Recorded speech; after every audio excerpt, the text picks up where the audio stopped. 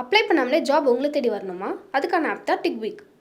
TickBig, a one go-to platform for all professionals, freelancers, students, brands and institutions. Rewrite your limits. Sign up now. எனக்கு கிடைச்ச தகவல் நான் சொல்கிறேன். ரொம்ப நம்பகமான இடத்துலேருந்து வந்த தகவல். திமுக எடுத்த இன்டர்னல் சர்வேல, கடைசியாக எடுத்த இன்டர்னல் சர்வேல அவங்களுக்கு கிடைச்ச ரிசல்ட்டு விஜய்க்கு 20% ஓட்டு இருக்குது. 20% ஓட்டு இருக்குது. பிரசாந்த் கிஷோர் சொன்னது அப்படியே உண்மைங்க. 15லேருந்து 20%ன்றாரு. டிஎம்கே கூட அவங்க அதை வெளியில் சொல்ல மாட்டாங்க, அங்கீகரிக்க மாட்டாங்க. முதலமைச்சருக்கு கொடுக்கப்பட்ட அறிக்கையில் விஜயோட ஓட் பர்சன்டேஜ் 20%. சிக்கல் என்னென்னா, இவர் தன்னை சிஎம் கேண்டிடேட்டாகவே அவங்க கட்சி சொல்லிடுச்சு அவர். ஆனால் அதை சொல்லிவிட்டு அடுத்து ஒரு இது வைக்கிறாங்க, பொடி வைக்கிறாங்க, கூட்டணி குறித்து விஜய் இறுதி முடிவு எடுப்பாருன்றாங்க. இப்போ அதிமுக தலைமையில் விஜய் போகிறாரு, எடப்பாடி சிஎம், விஜய் டெப்டி சிஎம்னா விஜய் ஒத்துக்க மாட்டார்னு எப்படி சொல்ல முடியும்? இறங்கி வரலாம். ஆனால் பிஜேபியை விட்டு அதிமுக வராத வரைக்கும் இவர் அந்த அலையன்ஸுக்கு போக மாட்டார். 99% விஜய் தனியாக தான் நிற்பார். சீமான் தனியாக, திமுக கூட்டணி தனியாக, 4 முனை போட்டி உறுதி. 4 முனை போட்டியில் இவங்க எல்லாரும் சேர்ந்து திமுக கொண்டு வந்து மறுபடியும் ஆட்சியில் உட்கார வைக்க போகிறாங்க. அந்த புண்ணியத்தை செய்ய போகிறாங்க, அவ்வளோதான். 89ல் எப்படி 13 வருஷம் வனவாசத்துக்கு பிறகு அதிமுக 2 உடஞ்சதால் திமுக கருணாநிதி வந்தாரோ, அந்த மாதிரி 2வது முறையாக வரலாறு திரும்ப போகுது. இங்கே ஊழல் எல்லாமே இந்த மாதிரி நிறைய அதிருப்திகள் இருக்குது. அதனால அவங்க டிஎம்கேக்கு எதிராக ஏடிஎம்கேவை சூஸ் பண்ணுறதுக்கான வாய்ப்புகள் அதிகம். தமிழக அரசியலுமே அந்த மாதிரி ஒரு கட்டத்தில் தான் இவ்வளோ நாளாக இருந்தது. இந்த இடத்துல ஆதவ் அர்ஜுனா என்ன சொல்கிறாருன்னா, இந்த வாட்டி இப்போ நீங்களே ஒரு வாதம் சொன்னீங்க, பிஜேபியோட சேர்ந்து ஆட்சி அமைக்கிறதுன்றது தமிழகத்துக்கு பேராபத்து அப்படின்னு சொன்னீங்க. ஸோ அந்த ஒரு அவேர்னஸ் தமிழக மக்கள்கிட்ட இருக்குது. அதனால இந்த வாட்டி தமிழக மக்கள் அந்த ஒரு பாயிண்ட்லேருந்து டிவிகேவை சூஸ் பண்ணுவாங்க அப்படின்னு சொல்லி ஒரு கருத்தை முன்வைக்கிறார் சார். அது எப்படி பார்க்குறீங்க? அது அதீதமான கற்பனை.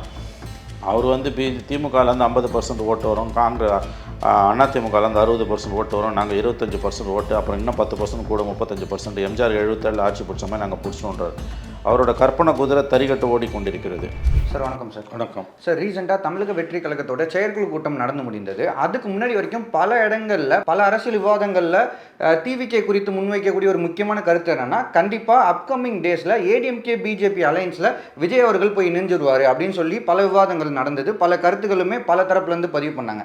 ஆனால் இப்போது அந்த செயற்குழு கூட்டத்தில் அவருடைய கூட்டணி நிலைப்பாடை தெளிவுபடுத்தின பின்பு இப்போ என்ன சொல்கிறாங்கன்னா, விஜய் அவர்கள் அதிமுகவுடைய ஓட்டுக்கள் செக்யூர் பண்ண பார்க்குறாரு, அதனால தான் அதிமுகவை பற்றி எந்த விமர்சனத்தையும் அவர் முன்வைக்க மாட்டாரு அப்படின்னு சொல்கிறாங்க. இந்த ஒரு கருத்தை நீங்கள் எப்படி பார்க்குறீங்க சார்? டிஎம்கே ஓட்டை குறி வைக்கிறாருன்றது உண்மைதான். ஏன்னா அவருக்கு ஆன்டி டிஎம்கே ஓட்டு தான் அவரோட ஓட் பேங்க்கு. டிஎம்கேக்குள்ளேயும் ஓரளவு அவருக்கு பிரியுது.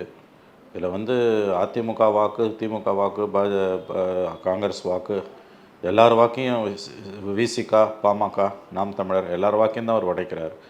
அதிகமாக விசிகா, நாம் தமிழர் இந்த வாக்குகளை உடைக்கிறார். ரொம்ப நம்பர் 1 பார்த்திங்கன்னா, எனக்கு தெரிஞ்ச நம்பர் 1 நாம் தமிழர், நம்பர் 2 விசிகா. மற்றதெல்லாம் வந்து கூட குறைய எல்லா கட்சியிலையும், பாமகவில், அதிமுகவில், திமுகவில், காங்கிரஸில், எக்ஸப்ட் பிஜேபிலையும் ஓரளவு உடைக்கிறார். எல்லா கட்சியிலையும் உடைக்கிறார்ப்பா அவர், அதில் எந்த சந்தேகமும் கிடையாது. ஏடிஎம்கே பற்றி அவர் விமர்சிக்க வேண்டிய அவசியம் இல்லைன்னு அவர் நினைக்கிறார். ஏன்னா பொட்டென்ஷியல் ஆலியாக அவங்கள பார்க்குறாரு. இன்னமும் பிஜேபியை விட்டு அதிமுக வெளியில் வந்தோன்னா இவர் கூட்டணிக்கு ஒரு வாய்ப்பு இருக்குன்னு தான் பார்க்குறாரு. ஆனால் முதலமைச்சர்னு தன்னை இவர் அனௌன்ஸ் பண்ண பிறகு அதிமுகவோட போவாரான்றதான் $1 மில்லியன் கொஸ்டின். போவா மாட்டார்லாம் சொல்ல முடியாது. விஜயகாந்த் வந்து ஜெயலலிதாவையும் கருணாநிதியும் எதிர்த்துட்டு அப்புறம் ஜெயலலிதா கிட்ட போய் சேர்ந்தார். அந்த மாதிரி ஒரு சின்ன விண்டோ ஓப்பனாக தான் இருக்குது. அதுக்கு ஒரு 10% வாய்ப்பு இருக்குன்னு தான் நான் நம்புகிறேன். இவர் மற்றபடி வந்து இவர் தனியாக போகிறதுக்கு, தமிழ்நாடு 4 முனை போட்டியை சந்திப்பதுக்கு தான் வாய்ப்புகள் மிக மிக அதிகமாக இருக்குது. அதிமுக விமர்சனம் பண்ண வேண்டிய அவசியம் கிடையாது அவருக்கு. ஏன்னா எதிர்கட்சி அவங்க 4.5 ஆண்டுகளாக பதவியில் இருக்கிறது திமுக தான். திமுகவையும் அதிமுகவையும் ஒரு சேர இன்றைக்கி விமர்சிக்கணுன்றது என்னை பொறுத்த வரைக்கும் இன்றைக்கி இருக்க அரசியலில் அவருடைய கோணத்துலேருந்து பார்க்கும்போது அது சரியாக வராது. அவர் ஏடிஎம்கேவை ஒரு கூட்டாளியை தான் பார்க்குறாரு. பிஜேபியும் திமுகவையும் விமர்சிக்கிறவர் அதிமுகவை தொடலைன்னா தெளிவாக அவர் அதிமுகவோட அந்த அலையன்ஸுக்கும் அந்த ஓட் பேங்க்கையும் தான் குறி வைக்கிறார். எஸ், அது கரெக்டு தான் சார். ஆனால் தாவேக்கா தரப்பில் என்ன சொல்கிறாங்க, நாங்கள் வந்து ஆளுங்கட்சியை தான் விமர்சிக்கணும், எதிர்கட்சியை விமர்சிக்கிறன்ற போக்கு வந்து அது எப்படி சரியானதாக இருக்கும் அப்படின்னு தான் அவங்க தொடர்ச்சியாக பதிவு பண்ணுறாங்க. அதை தான் நான் அப்படிலாம் சொல்கிறேன். அது கரெக்டு தான். அது கரெக்ட். எஸ், இன்றைக்கி பவரில் எவன் இருக்கானோ அவனை தான் நான் கேள்வி கேட்க முடியும். அதுக்கு முன்னால் பவரில் இருந்த அதிமுகவை, அதுக்கு முன்னால் பவரில் இருந்த காங்கிரஸ், அதுக்கு முன்னால் பவரில் இருந்த வெள்ளைக்காரன், அதுக்கு முன்னால் பவரில் இருந்த குப்தார்கள், குஷானர்கள், எவனோ ஆண்டா இந்தியாவை, எல்லாரையுமா நான் கேள்வி கேட்க முடியும். அதனால் அது வந்து சரியான அணுகுமுறை தான். எவன் இன்றைக்கி பவரில் இருக்கானோ அவனை தான் நான் கேட்க முடியும். எதிர்கட்சியை கேட்பது கோழைத்தனம். அது வந்து ஆளுங்கட்சிக்கு ஜால்ரா பாங்க போடக்கூடிய வேலையாக தான் அது இருக்க முடியும். அது வந்து தெளிவாக எனக்கு திமுக தாண்டா எதிரின்ட்டார் அவர். திமுக பிஜேபி 2 பேரும் எதிரின்ட்டார். கொள்கை எதிரி பிஜேபி, அரசியல் எதிரி திமுகன்ட்டார். அவ்வளோதான். அதுக்கு மேலே புரிஞ்சு போச்சு. மற்ற எல்லாரும் நண்பர்கள் தான். என் தலைமையை ஏற்றுக்கிட்டு வரதுனா வான்றாரு. சிக்கல் என்னென்னா இவர் தன்னை சிஎம் கேண்டிடேட்டாகவே அவங்க கட்சி சொல்லிடுச்சு அவரை. ஆனால் அதை சொல்லிவிட்டு அடுத்து ஒரு இது வைக்கிறாங்க, பொடி வைக்கிறாங்க, கூட்டணி குறித்து விஜய் எழுதி முடிவு எடுப்பாருன்றாங்க. இப்போ அதிமுக தலைமையில் விஜய் போகிறாரு, எடப்பாடி சிஎம், விஜய் டெப்டி சிஎம்னா விஜய் ஒத்துக்க மாட்டார்னு எப்படி சொல்ல முடியும்? இறங்கி வரலாம். ஆனால் பிஜேபியை விட்டு அதிமுக வராத வரைக்கும் ஒரு அந்த அலையன்ஸுக்கு போக மாட்டார். அதுக்கான வாய்ப்பு இல்லைல்ல சார். ஏடிஎம்கே பிஜேபி விட்டு வரதுக்கான வாய்ப்பு இல்லை. இப்போ பிரச்சாரம் ஆரம்பிக்குது, அதுலேயுமே பிஜேபியோட முக்கிய தலைவர்கள் அங்கே ஆரம்பிக்கிற அந்த களத்தில் இருக்காங்க. அப்படி இருக்கும்போது அது உடையும்னு நம்மளால சொல்ல முடியும். உடையாது. நான் தான் சொல்கிறேன், அதிமுக பாஜக கூட்டணி கண்டிப்பாக உடையாது. எழுதி வச்சுக்கோங்க. அதுவும் இன்றைக்கி எடப்பாடி பேசின பேச்செல்லாம் பார்த்தா அவர் பிஜேபியில் ஆர்எஸ்எஸ்ஸாகவே மாறிட்டார். இந்து சமய அறநிலையத்துறை வருமானத்தை வச்சு கல்லூரி எப்படி கட்டணும்னு அவர் கேட்குறாரு. இது ஆர்எஸ்எஸோட லாங்குவேஜ், இது பிஜேபியோட லாங்குவேஜ். இந்த மொழி பேசக்கூடிய ஒருத்தர் எப்படி பிஜேபி விட்டு வெளில வருவார்? சத்தியமாக வரமாட்டார். அதனால் அதிமுக பாஜக கூட்டணி உடையவே உடையாது. இந்த எலெக்ஷனில் அது தொடரும். விஜய் தனியாக தான் நிற்பார். 99% விஜய் தனியாக தான் நிற்பார்.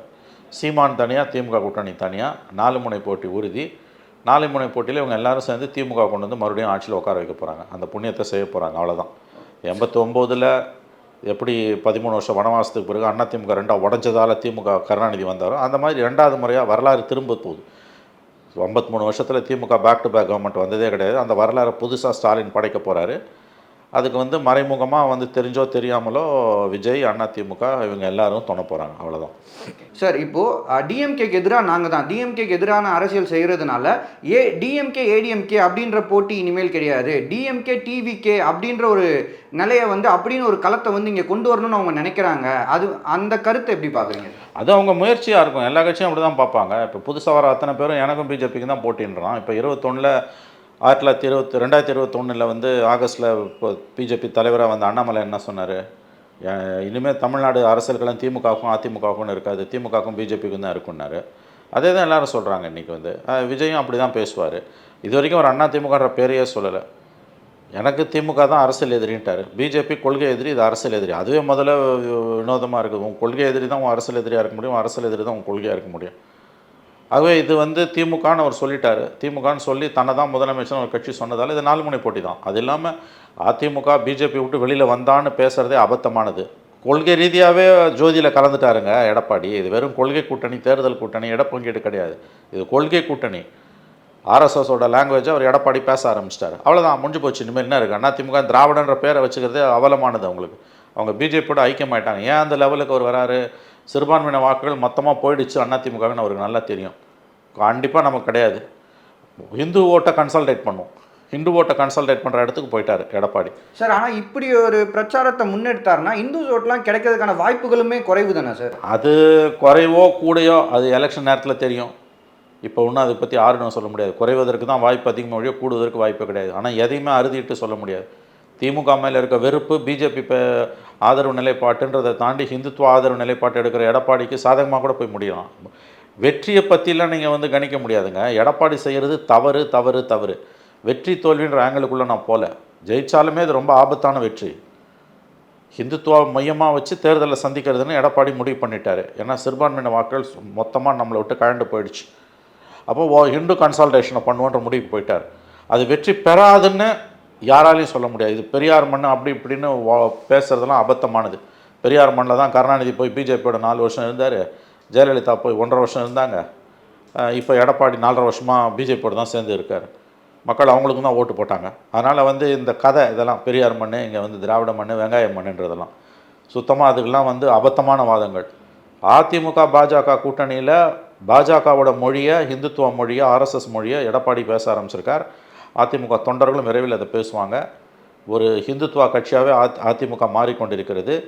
இது வெற்றி பெறாது என்று நீங்கள் சொல்ல முடியாது. ஏன்னா திமுக மேலே இருக்க வெறுப்பு பாஜகவுடைய, அதிமுகவுடைய ஹிந்துத்துவ நிலைப்பாட்டையும் தாண்டி அதிமுக ஓட்டு போடுறதுல போய் முடியலாம். இதுதான் இதில் இருக்கக்கூடிய ஆபத்து சார். ஆனால் அது இப்போ நீங்கள் சொல்கிற ஒரு ஸ்ட்ரக்சர் 2024 நமக்கு தெரிஞ்சிருக்கணும்ல சார். இது இங்கே இன்னும் இந்துத்துவா, பிஜேபி, ஆர்எஸ் சிந்தாந்தத்துக்கெலாம் வழிவகுக்காதனால தானே 24 அவங்க மொத்தமும் லூஸ் பண்ணாங்க, 40 சீட்டுமே லூஸ் பண்ணாங்க. நான் சொன்னது நீங்கள் கவனிக்கல. அவங்க படுதோல்வி அடைவார்கள் 24 மாதிரிலாம் இப்போ சொல்ல முடியாதுன்னு தான் நான் சொல்கிறேன். 26 ஸ்டாலின் வேணுமா வேணாமான்ற எலெக்ஷன். மோடி வேணான்றதை ஒதுக்கி வேண்டாம் தெளிவாக சொல்லிட்டாங்க. 26 ஸ்டாலின் வேணுமா வேணாமான்னு போது ஸ்டாலின் வேணான்னு மக்கள் முடிவு பண்ணிட்டாங்கன்னா ஹிந்துத்துவா ஒரு இஷ்யூவே கிடையாது. இந்துத்துவாவாக இருக்கக்கூடிய அதிமுகவும் சேர்த்தே தான் ஓட்டு போடுவாங்க, அதிமுக தான் ஓட்டு போடுவாங்க. அந்த நிலைமையை நோக்கி போகிறது திமுக நடக்கக்கூடிய நல்லாட்சியை பொறுத்தது. இவங்க கூச்ச நாச்சம் இல்லாமல் குடும்ப அரசியல் அதை நியாயப்படுத்தி பேசுகிறது, ஊரடிச்சு ஒலையில் போடுறது, லஞ்சம் தலை விரிச்சு ஆடுது. இன்னும் மதுரையில் என்ன நடக்குது பார்த்தீங்கல்ல? சிஎம்ஏ சொல்லியிருக்காருங்க, 5 மண்டல தலைவர்களும் ராஜினாமா பண்ண சொல்லி சிஎம் சொல்லியிருக்காரு. இப்போ ராஜினாமா பண்ணணும், அடுத்த 5 பேர் சிபிசிஐடி அரெஸ்ட் பண்ணுமா? அரெஸ்ட் பண்ணலன்னா எதுக்கு முதலமைச்சர் ராஜினாமா பண்ண சொன்னார்? சொத்து வரி போடுறதுல தனியார் கட்டடங்களுக்கு கேள்விப்பட்டீங்கல்ல? கேள்விப்பட்டேன் சார். குறைவான இது வந்து துட்டை வாங்கின்னு கொள்ளையடிச்சிருக்கானுங்க. இது வந்து வெளியில் தெரிஞ்ச அமௌண்ட் 200 கோடினா குறைஞ்சது இந்த மாதிரி 3 மடங்கு இருக்கும் இல்லையா? இன்னொன்று, இந்த மாதிரி இன்னும் எத்தனை மாநகராட்சியில் தமிழ்நாட்டில் நடந்திருக்கு? ஏன்னா திருடாத மாநகராட்சியில் கூட இவங்களே சொல்லிக் கொடுப்பானுங்க. இது வெறும் மதுரை மட்டும்தான். இது மதுரை மட்டும். இப்போ மற்ற மாவட்டங்கள் என்ன? 55 வருஷத்துக்கு மேலே மஸ்டர் ரோல் ஊழல்னு ஒன்று நடந்தது சென்னை மாநகராட்சியில். இதே மாதிரி தான் வந்து இல்லாத பேர்லலாம் வந்து ஒர்க் பண்ணுறதா கையெழுத்து போட்டு பெரிய ஊழலாக அது வெடித்து மாநகராட்சியை கலைச்சி கருணாநிதி பீரியடில் மிகப்பெரிய சிக்கலாச்சு. இப்போ இருக்க தலைமுறைக்கு தெரியாது இது. அதுக்கு பிறகு தான் வந்து 28 வருஷம் பொறுத்து தான் 96 தான் கருணாநிதி பீரியடில் தான் மறுபடியும் வந்து உள்ளாட்சி தேர்தலே நடக்குது. 25 வருஷம் நமக்கு எம்ஜிஆர் பீரியடில் ஜெயலலிதா பீரியடில் உள்ளாட்சி தேர்தல்ன்ற கான்செப்டே கிடையாது. இப்போ அந்த மஸ்டர் ரோல் மாதிரி தமிழ்நாட்டில் ஒவ்வொரு மாநகராட்சியிலும் திமுக, எல்லா மாநகராட்சியும் திமுக கண்ட்ரோலில் தான் இருக்குது. உங்களுக்கு தெரியும், மஸ்டர் ரோலுக்கு இணையான ஊழல், அதை விட பெரிய ஊழல் நடக்குதுன்றாங்க. இந்த மதுரையில் நடந்த ஊழல் வந்து just tip of an iceberg. முதலமைச்சரே தலையிட்டு 5 மண்டல தலைவர்களை ராஜினாமா பண்ண சொல்லாருங்க. அப்போ எவ்வளோ மோசமாக போயிருக்கு நிலைமை. மீடியா கையில் இருக்கிறதால கோதி மீடியாவை, தமிழ்நாடு மீடியாவும் கோதி மீடியாவாக கோடி மீடியாவாக இருக்கிறதால உண்மையை வெளியில் சொல்ல மாட்டேங்குது. அப்படியே ஜின்ச்சா கிடைக்குது போட்டு. எதிர்கட்சிகளுக்கு புத்தியும் இல்லை, இமேஜினேஷனும் இல்லை, குறைஞ்சபட்ச அறிவு கூட இல்லாத காரணத்தால் இவங்க வண்டி ஓடுது. எதிர்கட்சி தலைவரே ஸ்டாலினுக்கு கிடையாது. அவர் இந்தியாவிலேயே அதிர்ஷ்டசாலியான முதலமைச்சர், தமிழ்நாடு வரலாறில் அதிர்ஷ்டசாலியான முதலமைச்சர் ஸ்டாலின் தான். அவருக்கு எதிர்கட்சி தலைவரே கிடையாது. அதனால் கீழே நடக்கிற அத்தனை அட்டூழியமும் வெளியில் வரல, கீழே நாரி போய் கிடக்குது. இதெல்லாம் எலெக்ஷனில் எதிரொலிக்கும். அது முதலமைச்சருக்கு நல்லா தெரியுது. அதனால தான் வந்து அவர் கூப்பிட்டு பேசுகிறாரு, கலைக்க இது பண்ண சொல்கிறாரு, 5 மண்டல தலைவர்களை ராஜினாமா பண்ண சொல்கிறாரு. நான் இதை எங்கே கொண்டு வந்து கோத்து பேசுகிறேன்னா, இப்போ இந்த அளவுக்கு மக்களுக்கு வந்து 200 கோடி ரூபாய்க்கு மினிமம் ஊழல்னா அது வெவ்வேறு விதங்களில் வடிவம் எடுக்கும். இது வந்து ஏற்கனவே திருநெல்வேலி, கோயம்புத்தூர், காஞ்சிபுரம் 3 மாநகராட்சியிலையும் மேயரை மாற்ற சொல்லி 1.5 வருஷமால பெரிய பிரச்சனையாகி, மதுரையிலையும் இது கோயம்புத்தூர்லேயும் திருநெல்வேலியும் மாற்றினாங்க, காஞ்சிபுரத்தில் மாற்றலை. அப்போ அந்த 3 மாநகராட்சியிலையும் திமுக கவுன்சிலர்கள் அவங்க மேயர் மேலே வச்ச குற்றச்சாட்டை எதிர்கட்சிகள் கூட வைக்கல. கோடியாக பல 100 கோடி கொள்ளையடிச்சுன்னு இருக்காங்க மாநகராட்சியில். வரலாறு காணாத ஊழல் தமிழ்நாட்டோட மாநகராட்சிகளில் நடந்துக்கிட்டு இருக்குது. இதெல்லாம் தேர்தலில் எதிரொலிக்குமா எதிரொலிக்காதா? பெரிய அளவில் எதிரொலிக்கும். அப்போ எதிரொலிக்கும் போது எதிர்க்க வந்து எடப்பாடி வந்து பிஜேபியோட இருக்காரா, ஆர்எஸ்எஸில் இருக்காரா, இந்து சமய அறநிலையத்துறை கோயில் பணத்தை எடுத்து கல்லூரி கட்டணுமா வேணாமா, இது பெரியார் மண்ணா வெங்காயம் மண்ணா, இதெல்லாம் எதுவுமே எடுப்படாது. திமுக வேணுமா வேணாமா? இதில் தான் நான் சொல்கிறேன், இந்துத்துவா ஸ்டாண்ட் அதிமுக எடுத்தாலும் கூட, எடுத்த பிறகும் கூட அதிமுக பாஜக கூட்டணியோட வெற்றி வாய்ப்பு கேட்டிங்கன்னா முழுவதும் நீங்கள் அதை ஒதுக்கி தள்ள முடியாது. அது தமிழ்நாட்டுக்கு பேராபத்து, அது வேற. ஆனால் அதிமுக பாஜக கூட்டணியோட வெற்றி வாய்ப்பை பற்றி பேசுனீங்கன்னா 4 முனை போட்டியில் திமுக தான் அட்வான்டேஜ், நான் மறுக்கலை, அதில் எந்த சந்தேகமும் இல்லை. ஆனால் நிலைமை ரொம்ப மோசமாக போச்சுன்னா யாருக்கும் மெஜாரிட்டி இல்லாத ஒரு இழுபறி வரலாம். அப்படி வந்ததுன்னா பிஜேபி வந்து கண்டிப்பாக அவங்க உட்காந்துருவாங்க. சார், இப்போ நீங்கள் ஒரு வாதத்தை முன்வைக்கிறீங்களா சார், இந்த எலெக்ஷன் வந்து ஸ்டாலின் வேணுமா வேணாமா அப்படின்ற ஒரு எலெக்ஷன்? அது ஏன் வாதம் இல்லைங்க, அதான் உண்மை. அதான் சார், இல்லை சார், நீங்கள் பதிவு பண்ணதுனால டிஸ்கஷனுக்காக. எஸ் சார், இப்போ அந்த ஒரு ஃபேக்ட் இருக்குல்ல சார், அதனால வந்து கண்டிப்பாக வந்து இங்கே ஊழல் எல்லாமே இந்த மாதிரி நிறைய அதிருப்திகள் இருக்குது. அதனால அவங்க டிஎம்கேக்கு எதிராக ஏடிஎம்கேவை சூஸ் பண்ணுறதுக்கான வாய்ப்புகள் அதிகம். தமிழக அரசியலுமே அந்த மாதிரி ஒரு கட்டத்தில் தான் இவ்வளோ நாளாக இருந்தது. இந்த இடத்துல ஆதவ் அர்ஜுனா என்ன சொல்கிறாருன்னா, இந்த வாட்டி இப்போ நீங்களே ஒரு வாதம் சொன்னீங்க, பிஜேபியோட சேர்ந்து ஆட்சி அமைக்கிறதுன்ற தமிழகத்துக்கு பேராபத்து அப்படின்னு சொன்னீங்க.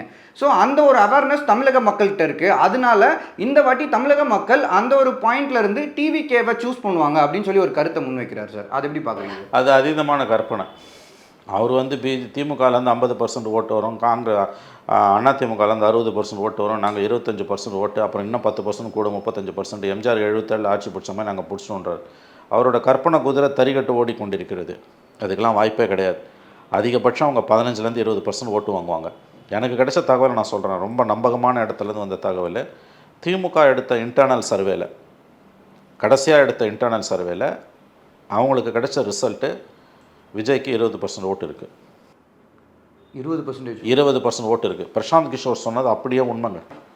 15லேருந்து 20%ன்றாது. டிஎம்கேவோட அவங்க அதை வெளியில் சொல்ல மாட்டாங்க, அங்கீகரிக்க மாட்டாங்க. முதலமைச்சருக்கு கொடுக்கப்பட்ட அறிக்கையில் விஜயோட ஓட் பர்சன்டேஜ் 20%. ஆனால் 20% வச்சு ஒரு ஆட்சி அமைக்க முடியாது, படுதோல்வியை தழுவார். ஆனால் அவர் உடைக்கிற ஓட்டால் யாருக்கு லாபம்? திமுகவுக்கும் அண்ணா திமுகவுக்கும் மில்லியன் டாலர் கொஸ்டின். டெஃபினட்டாக 4 முனை போட்டியில் விஜய் உடைக்கிற 20%ஆல் திமுகவுக்கு தான் லாபம். அதில் எந்த சந்தேகமும் வேணாம். It's clear advantage for DMK. ஆனால் இன்னும் 9 மாதம் இருக்குது. இதில் இன்னும் நிலைமை மோசமாக போய் வேறு ஏதாவது கள்ளக்குறிச்சி மாதிரி, அண்ணா யூனிவர்சிட்டி இன்சிடென்ட் மாதிரி, இந்த லாக்அப் டெத் மாதிரி, வேங்கை வேல் மாதிரிலாம் ஏதாவது பெரிய பெரிய சம்பவங்கள் நடந்ததுன்னா அப்போ இன்னும் மக்களோட வெறுப்பு அதிகமாகும் பொழுது ஸ்லைட்லி அட்வான்டேஜ் இந்த பக்கம் ஏடிஎம்கே பக்கம் திரும்புதுன்னா யாருக்கும் மெஜாரிட்டி இல்லாத ஒரு சூழல் வரலாம். அஃப்கோர்ஸ் 4 முனை போட்டி இருக்கும் பட்சத்தில் எந்த இஷ்யூஸ் எப்படி போனாலும் திமுக கூட்டணிக்கு அட்வான்டேஜ். தனிப்பட்ட முறையில் திமுக மெஜாரிட்டி கிடைக்குமான்றது தான் இப்போ $1 மில்லியன் கொஸ்டின். மற்றபடி 4 முனை போட்டியில் எழுதி வைத்துக் கொள்ளுங்கள், இது திமுகவுக்கான வரலாறு படைக்கும் திமுக 2வது முறை ஆட்சி அமைத்து ஸ்டாலின் முதலமைச்சர் ஆவார். இதுதான் இன்றைக்கி இருக்கக்கூடிய யதார்த்தம். சார், இப்போது ஒரு புதுசாக வர ஒரு பொலிட்டிக்கல் பார்ட்டிக்கு முதல் தடவை அவங்க கண்டெஸ்ட் பண்ண போகிற முதல் எலெக்ஷன்லேயே 20% வரைக்கும் ஓட்ஸ் அவங்க செக்யூர் பண்ணுவாங்க அப்படின்றத எப்படி பார்க்குறீங்க சார்? அது ரொம்ப ஒரு இந்த ப்ரப்போசிஷன் தான். நீங்கள் கேட்குற நியாயமான கேள்வி. அது அதீதமான கற்பனையாக கூட இருக்கலாம். ஆனால் வரக்கூடிய எல்லா ரிப்போர்ட்டுமே அப்படி தான் சொல்லுது. ஃபஸ்ட்டு எலெக்ஷன்லேயே 20%ன்றது பெரிய விஷயம். அதுக்கு ஒரு காரணம் எம்ஜிஆர், ஜெயலலிதா யாருமே ஃபீல்டில், கருணாநிதி 3 பேரும் இல்லை. தமிழ்நாட்டில் 50 ஆண்டுகள் கட்டி ஆண்ட 3 பேர் இன்றைக்கி இல்லை. அதனால் அந்த வாய்ப்பு இருக்கா? ஏன்னா இன்றைக்கி திமுகவையும் பிடிக்காமல், அண்ணா திமுகவையும் பிடிக்காமல், பிஜேபியும் பிடிக்காமல் இருக்கக்கூடியவங்களில் 5ல் 1 ஓட்டு விஜய் பக்கம் போகுதுன்ற மாதிரியான ஒரு கருத்து இருக்குது. அது வெறும் கருத்தால் அதில் தோற்றமானதான் நமக்கு தெரியல. இன்னொன்று, விஜய்க்கு இருக்கக்கூடிய இப்போ இருக்கக்கூடிய இந்த பாப்புலாரிட்டி தேர்தல் நெருங்க நெருங்க நெருங்க நெருங்க நெருங்க இருக்குமானா அது பெரிய கொஸ்டின் மார்க். இதுக்கு முன்னால் வந்தவங்கெல்லாம் இப்படிப்பட்ட ஒரு தோற்றத்தை உருவாக்கிட்டு எலெக்ஷன் நெருக்கத்தில் கடைசி 4 வாரம் இவங்களால் களத்தில் நிற்கவே முடியாது. சீரியஸ் பிளேயர்ஸ் மட்டும்தான் நிற்பாங்க. திமுக வர்சஸ் அண்ணா திமுகன்னு தான் இருக்கும். மற்றவங்க எல்லாம் கீழே போவாங்க. இப்படி தான் கடந்த காலத்தில் போயிருக்கு. ஸோ விஜயால் இதை அடுத்த 8 மாதத்துக்கு சஸ்டெயின் பண்ண முடியுமா? அவர் இது வரைக்கும் எந்த அரசியலுமே பண்ணலை. நம்ம தான் வாய் நோக நோக அவரை பற்றி பேசிகிட்டு இருக்கோம். களத்துக்கே வராதவர் அவர். செப்டம்பரில் தான் கிரவுண்டுக்கு வரப்போகிறன்றார். இப்போ ஒரு பக்கம் அவரும் கிரவுண்டில் போய், ஒரு பக்கம் எடப்பாடி, ஒரு பக்கம் ஸ்டாலின், ஒரு பக்கம் இவர், இப்படி போனாங்கன்னா தான் அடுத்து அது என்னன்றது தெரியும். விஜய் உடைக்கிற ஓட்டால் லாபம் திமுகன்றது சாராம்சம், அது உண்மை. ஓகேங்க சார். சார், நிறையா முக்கியமான விஷயங்களோட ஷேர் பண்ணிங்க சார். நேரம் ஒதுக்குறதுக்கு நன்றி. நன்றி சார். நன்றி சார். அப்ளை பண்ணாமலே ஜாப் உங்களை தேடி வரணுமா? அதுக்கான ஆப் தான் டிக்பிக். TickBig, a one go-to platform for all professionals, freelancers, students, brands and institutions. Rewrite your limits. Sign up now.